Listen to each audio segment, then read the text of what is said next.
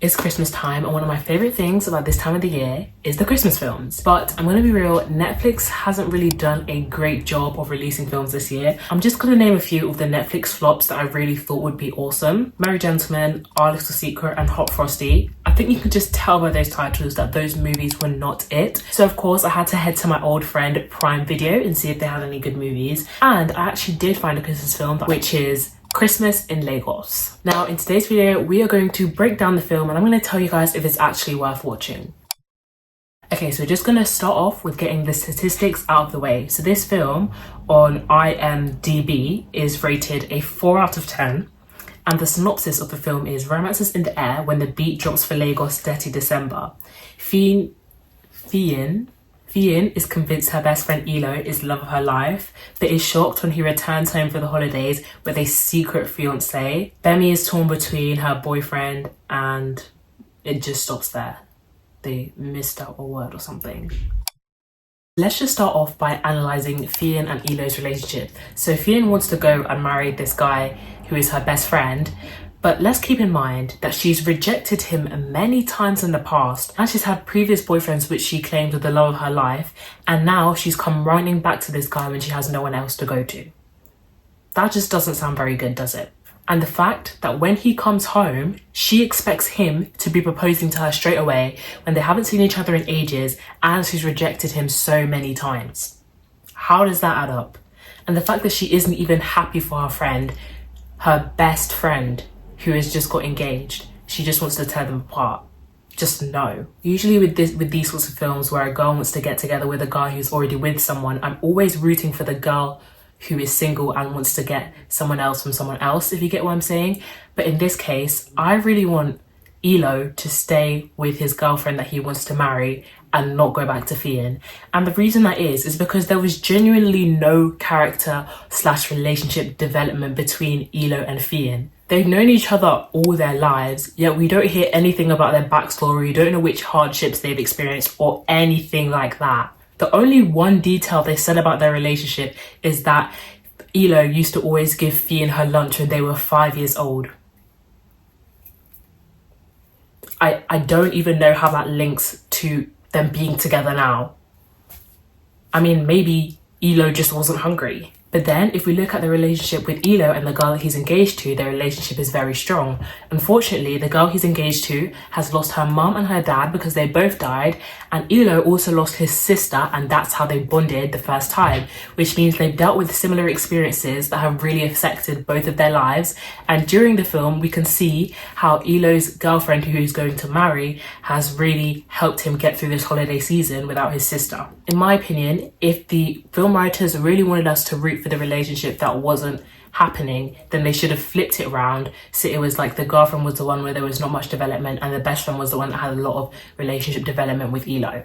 One of the other things that I felt like they could have improved in terms of plot was the way that Fiyin, the best friend, tried to get 𝐒𝐓, because throughout the film I didn't really see her actually doing things that would make him like her, if you get what I'm saying. Like usually if I'm watching a movie like this, there'll be like 3 main things that have happened where they have their moments, then at the end they get together. But in this film it was kind of just like Fiyin is talking to her friend about how much she wants to get with this guy 𝐒𝐓, and then we don't really actually see her do anything about it. And then at the very last bit of the film, where a wedding happens and Fiyin is walking down the aisle being a flower girl or something like that, 𝐒𝐓 just looks at her with like these eyes that are like, oh my goodness, I love her, and then it just doesn't add up.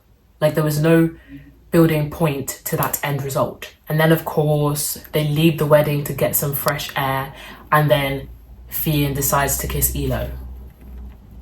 No, just no. No. And the thing that I think ruins it all is that 𝐒𝐓 never, ever, ever liked Fiyin in this timeline, in this movie. He just thought that she looked nice and just looked at her for a split second, and then it all escalated to her kissing him. And of course, the girlfriend walked past while that was happening, and she was shocked. It could have been good if 𝐒𝐓 was actually falling for Fiyin a little bit, and then he had to really refrain his mind and think, who does he want to choose? But it was more just like Fiyin was falling and 𝐒𝐓 was standing. Okay, so now let's talk about What happens after the girlfriend finds out that her boyfriend just kissed another girl? It's disappointing to say this, but really not much happened. The only thing that happened, we didn't even see a moment where they were all just alone and sad.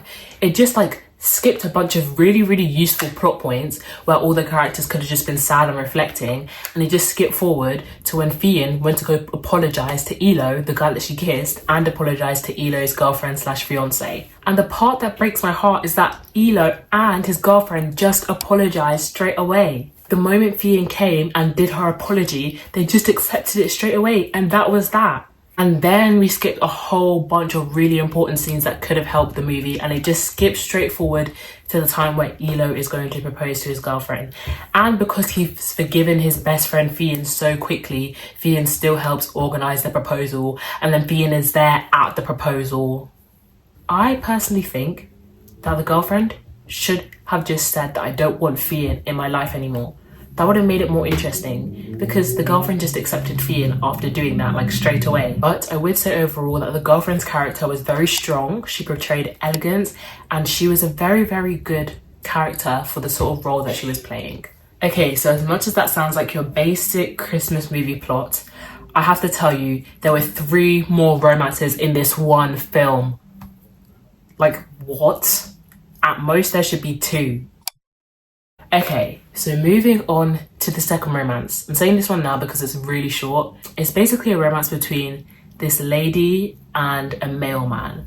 I'm gonna be so honest, I don't know how this lady or this mailman linked to the rest of the film, because the lady and the mailman only popped up like 3 times in the whole film, and I don't even think they knew who the main characters were. They were just people that happened to be walking around at different times, and then they end up falling in love with each other, and that's that. Wasn't needed.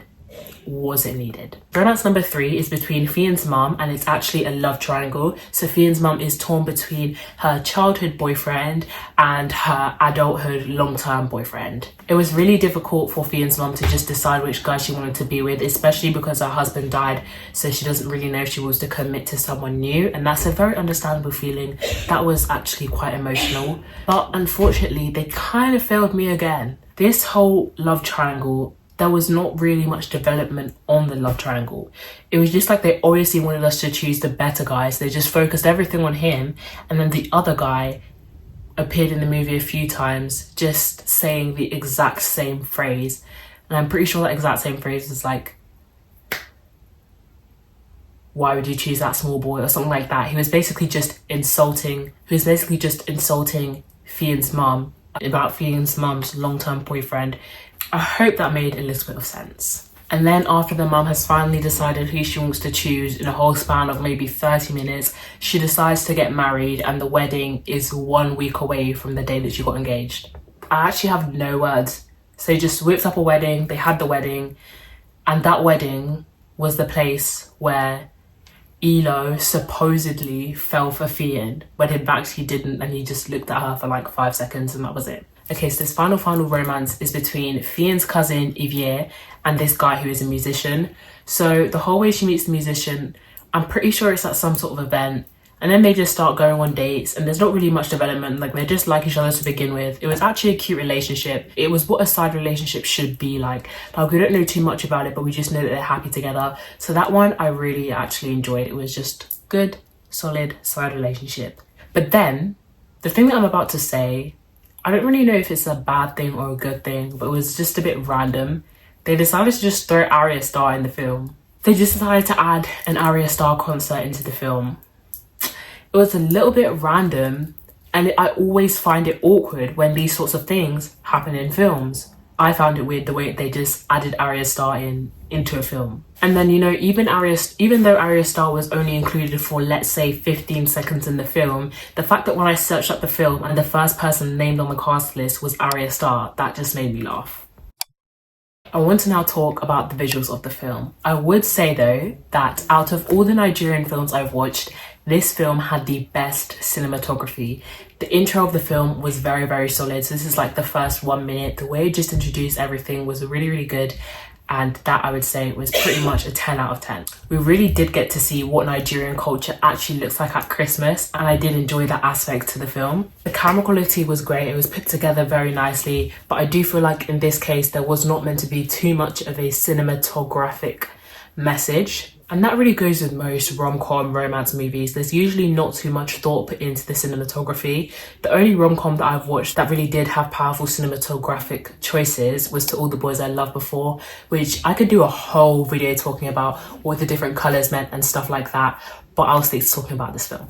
Now let's end with the overarching question. Should you watch Christmas in Lagos? I've come to the conclusion that this year was not the best year for Christmas films, especially on Netflix. So if you're looking for a mediocre Christmas film that you can still enjoy, but you know it's going to be a bit cringy, then this is the film for you. It's on Prime Video. It's a good thing to watch in the background if you don't want to pay too much attention but still understand the plot. And overall, it gives you a sense of the Nigerian culture at Christmas. Thank you guys so much for watching this video. I've had a lot of fun making this and I hope this has given you a new Christmas film recommendation. If you enjoyed this, then please like and subscribe and I'll see you guys in my next video.